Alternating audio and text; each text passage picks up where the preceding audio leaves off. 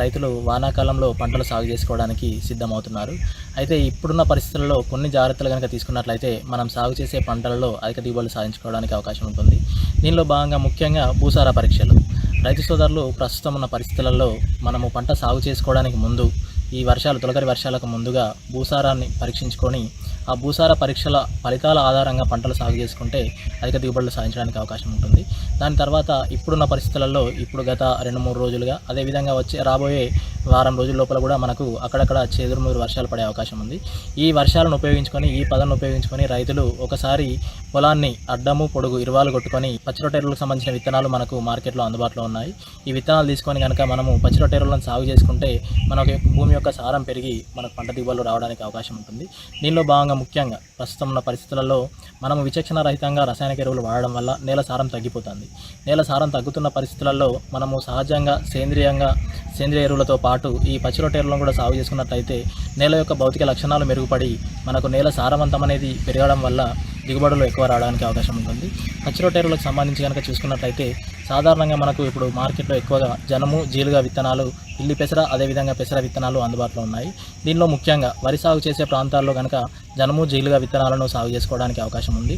ముఖ్యంగా చౌడు ప్రాంతాల్లో ఎక్కువగా వరి సాగు చేస్తున్నప్పుడు జీలుగా పంటను మనం పచ్చిరొట్టె ఎరువుగా ఉపయోగించుకుంటే మనకు జీలుగా అనేది భూమిలో కలిసిపోయిన తర్వాత మనకు ఎక్కువగా పచ్చిరొట్టను భూమికి అందజేసి భూమిని గుల్లబారుస్తుంది. కాబట్టి చౌడు ప్రాంతాల్లో ఎక్కువగా జీలుగను పచ్చిరొట్టె ఎరువుగా సాగు చేసుకోవచ్చు.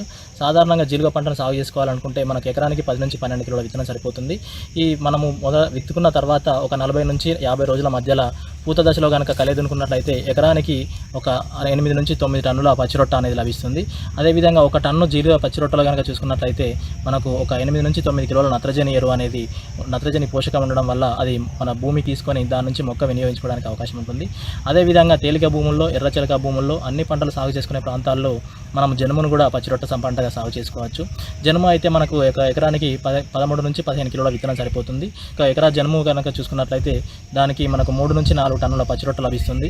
ఒక టన్ను పచ్చిరొట్టలో కనుక జనుము పచ్చిరొట్టలో కనుక చూసుకున్నట్లయితే ఒక 3 నుంచి 4 కిలోల నత్రజని పోషకం అనేది ఉంటుంది. ఈ జనుము కానీ జీలుగా కానీ మనము వేసి 40 నుంచి 45 రోజుల మధ్యలో కనుక కలియదునుకున్నట్లయితే పూత దశలో కలియదునుకున్నట్లయితే అది మొత్తం మనకు పూర్తిగా కుళ్ళిపోయి నేల యొక్క భౌతిక లక్షణాలు మెరుగుపడి నేల యొక్క సారవంతత అనేది పెరగడానికి అవకాశం ఉంటుంది. వీటితో పాటు ప్రస్తుతం ఉన్న పరిస్థితులలో రైతు సోదరులు పెసర పంటను కూడా పచ్చిరొట్టె ఎరువుగా సాగు చేసుకోవడానికి అవకాశం ఉంది.